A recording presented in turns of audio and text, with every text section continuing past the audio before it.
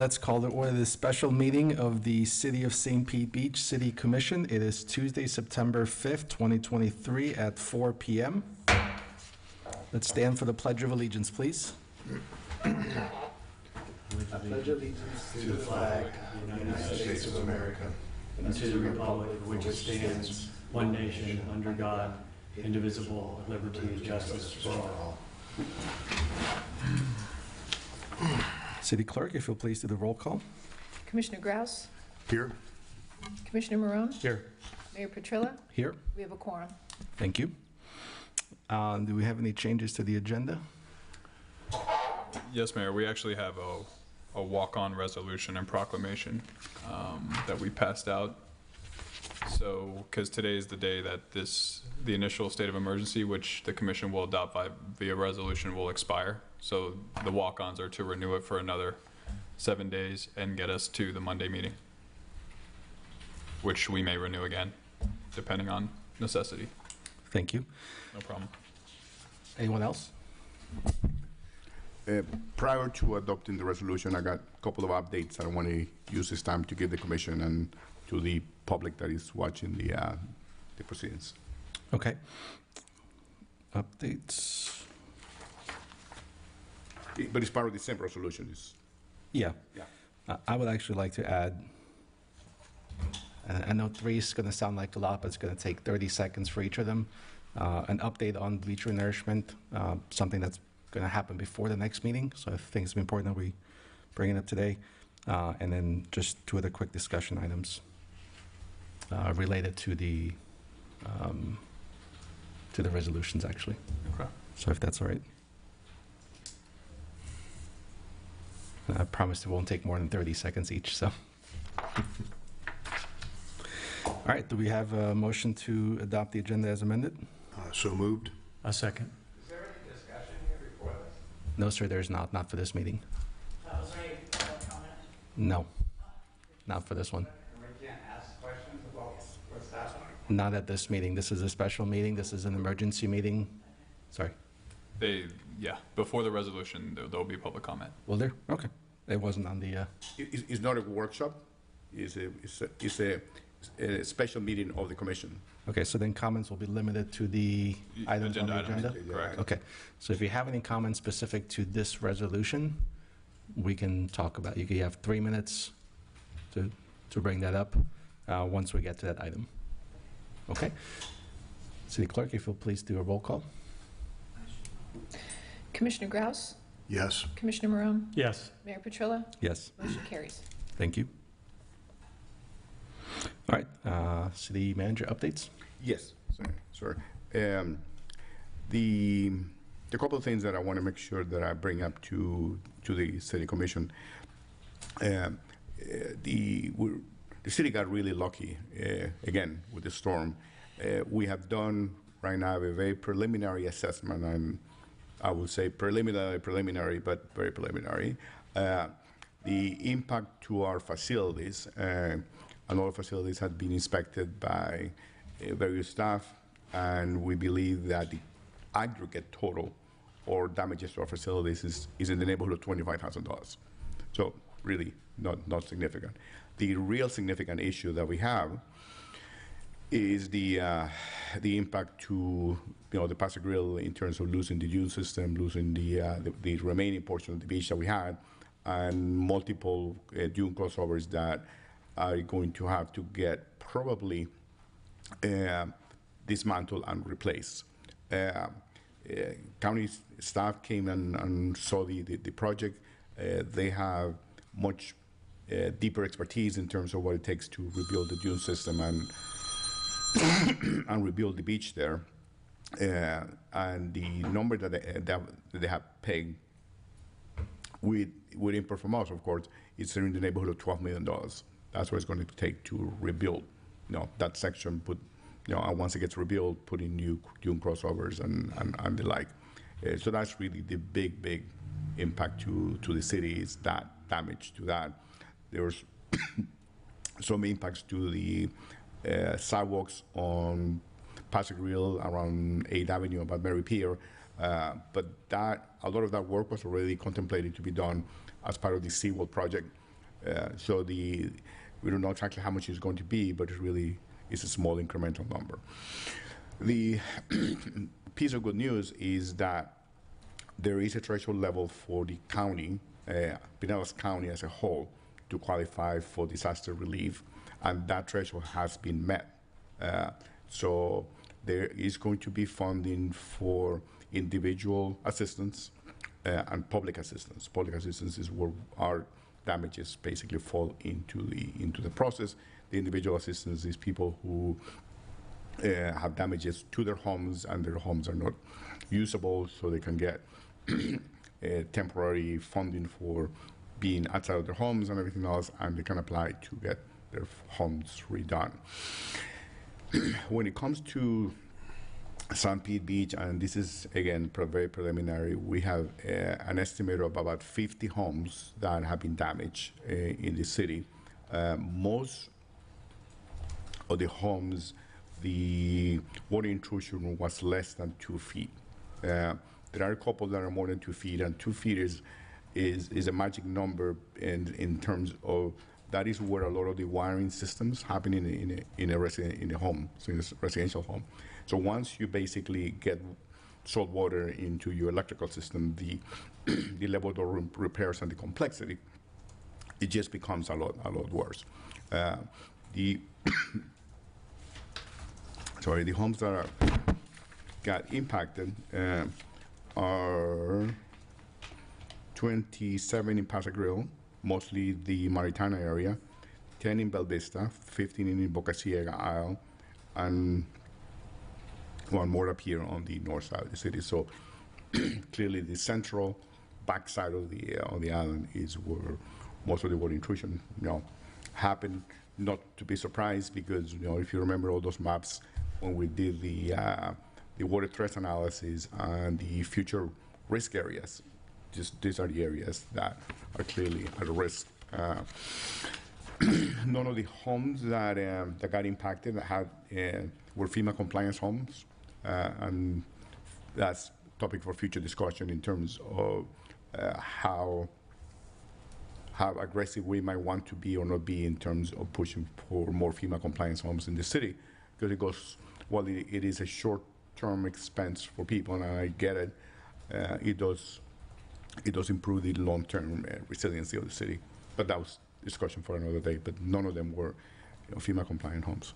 And the last piece, which is basically an offshoot of that, is that I basically, for this weekend, closed the beach from 6th Avenue South.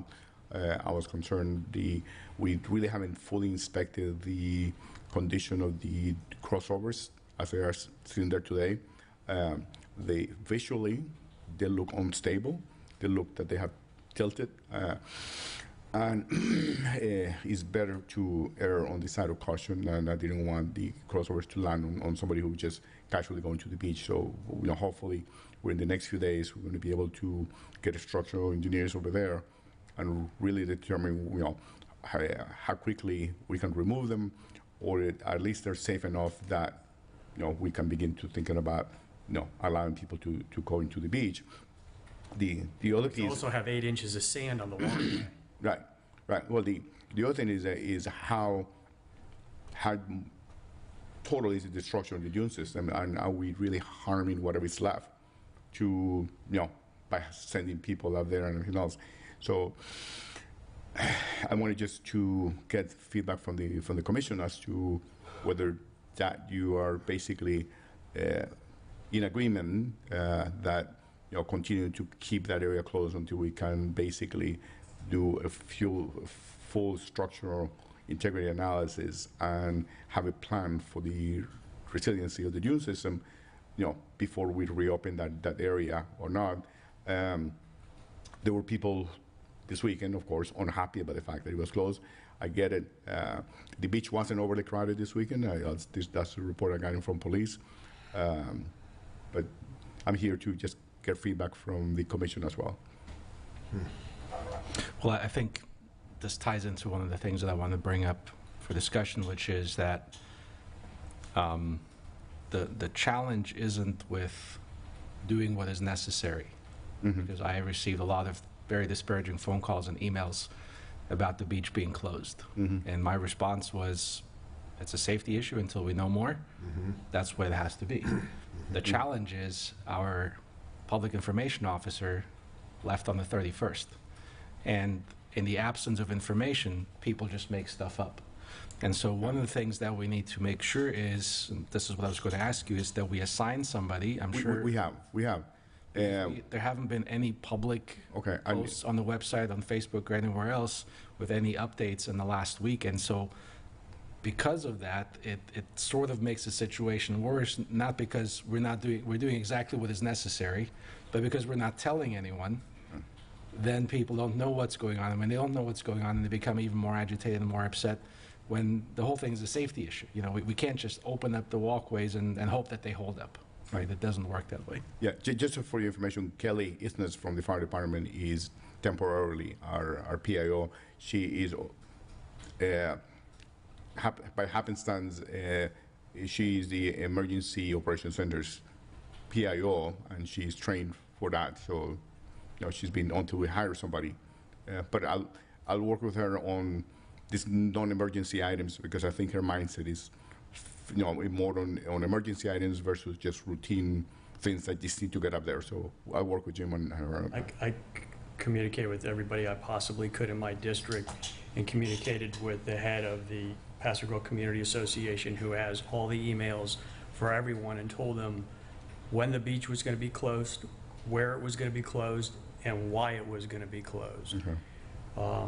And judging by the behavior of the folks who can't comply with the signs, the chains, and the existence of a sheriff's deputy vehicle with lights on it, to the point where the deputy has to come out and blow his whistle, it seems to me that we can't rely on good behavior by folks who are coming and visiting until we're sure it's safe.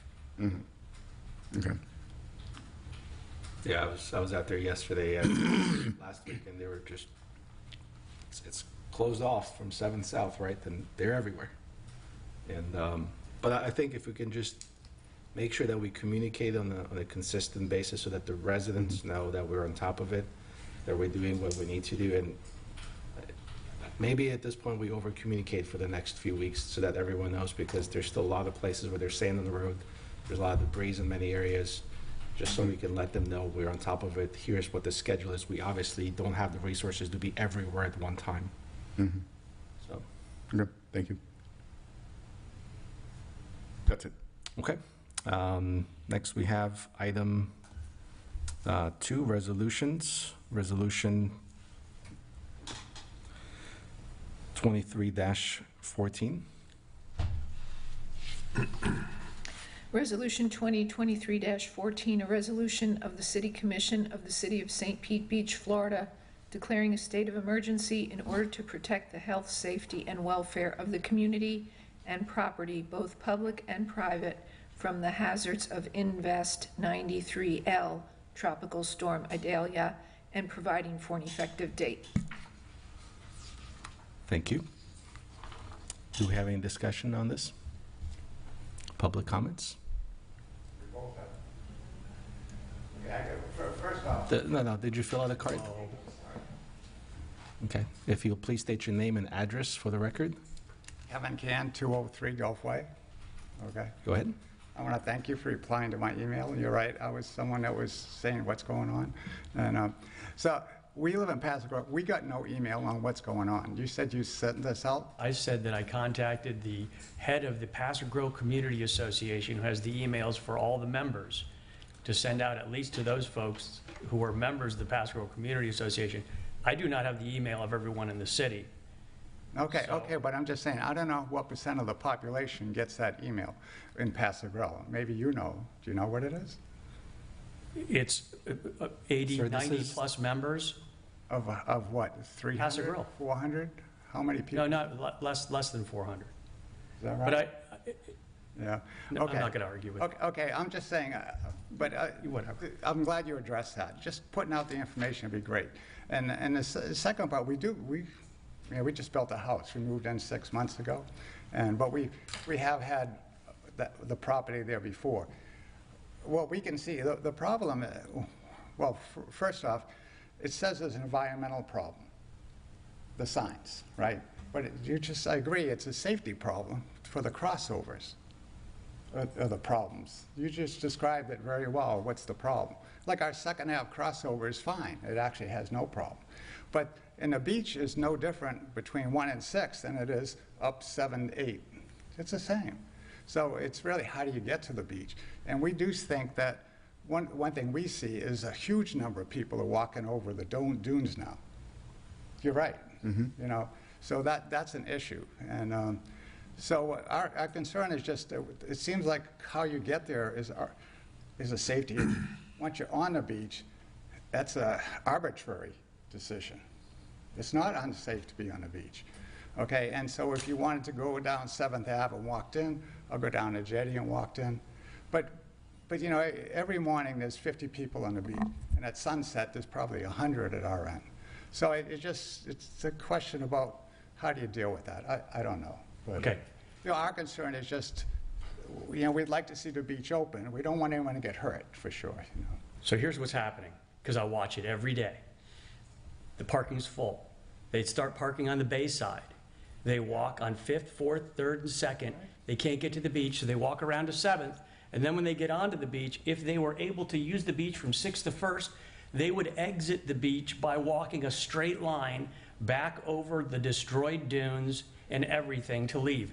They're already lifting up tape. They're lifting up change. We cannot control the behavior of these folks. So regardless of how great a shape you see the beach in, they're still going to come back over where they're not supposed to come over.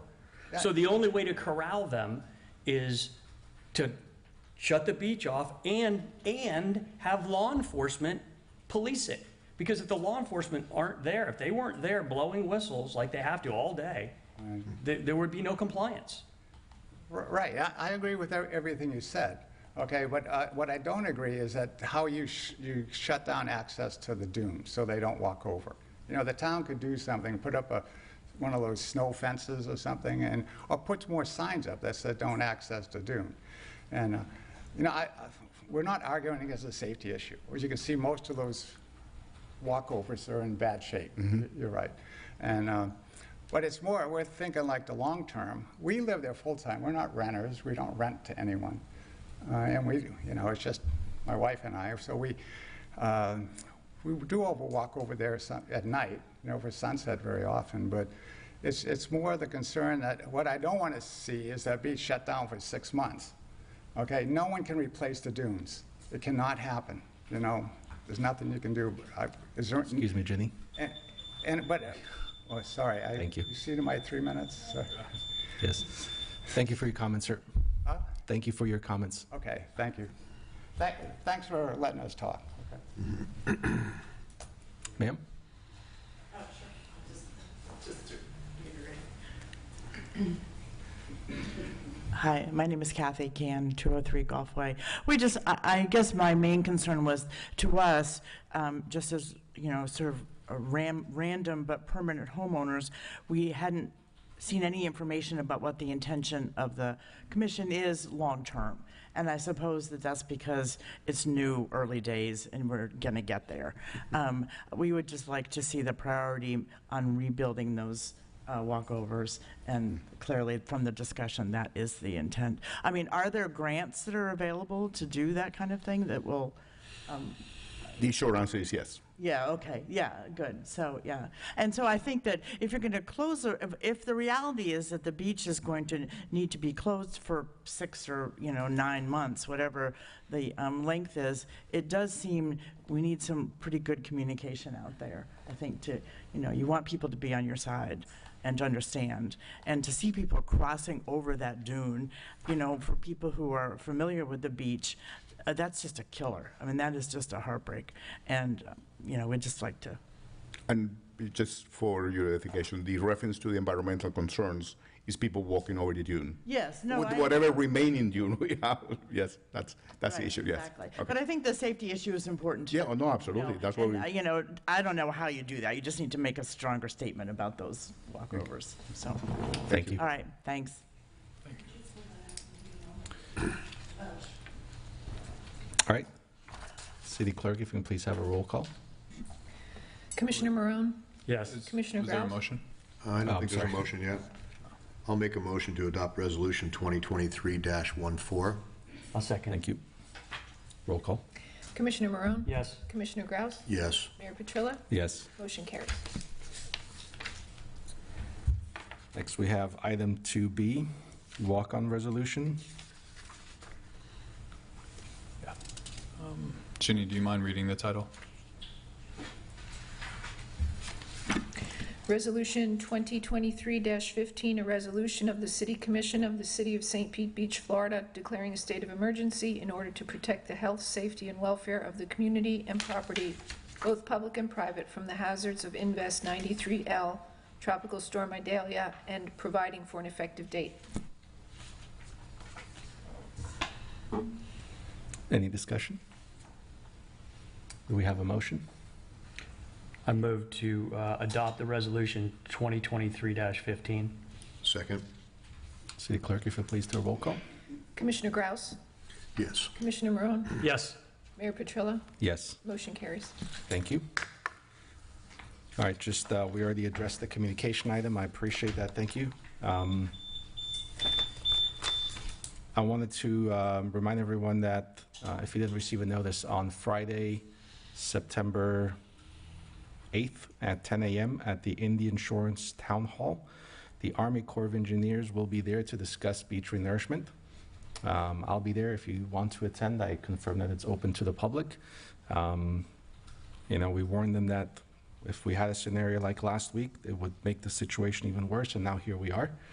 So I think it's important for everyone to be there and to make sure that we're heard. And then the second item, just as a request to the city manager, I think we ran out of sandbags Tuesday of last week. And then on Wednesday, when I was there were people just filling up dirt, you know. If we can make sure, as we're still a few months left in hurricane season, if we can make sure that we have adequate resources. I know I received several calls and emails from county commissioners saying if we need any help. And if I'd known that we didn't have any sand, I could have said, yes, send us another truck of sand. We could have had it there rather than people filling up with dirt. And so if that's one of the things, just looking forward the next few weeks and months, if we can. Yeah, and I would also take the opportunity to remind people that if you are really in a low flood area, get your sandbags early. Yep. That storm came upon us. We ran out of sand. I believe it's Tuesday around 12 o'clock because I was at the park, you know, watching that. And 12 hours before the storm hits, it's not really when you should be filling up your sandbags. Exactly. So, you know, I agree with you. Yes, duly noted that we need to, you know, get more sand and everything else and procure more. But also reminding people, just at the beginning of the hurricane season, get your bags, put them on the side of the garage. You know, the end of the hurricane season, you can rip them up and get new ones every year. Yep. And that really just makes everybody's job easier. And I believe there was something about that on the website. Yeah, we keep trying to remind people that. And I know that system up there with the cones and the sand was up there for quite a while. For a month or two. Yeah, so again, I think we just need to get the word out a little bit better, especially like you said, if you're in a low-lying area, you know, bag them up, put them on the side of your house and have them ready. Yep. Because again, this thing came up so fast, it was so little warning. But I agree. So I don't know who's going to attend on Friday. I can't attend. You're going to attend. You're going to attend. I will ask if someone can, because I met with Kelly Levy from the county at the beach Thursday. And I asked her about the dune replacement and what the relationship is between beach renourishment and dune replacement, and whether or not the county, the city, the county, the state can separately replace those dunes separate and apart from this renourishment issue we're going to be talking about with the Army Corps on Friday, she said she believed that renourishment is part and parcel of rehabilitating dunes.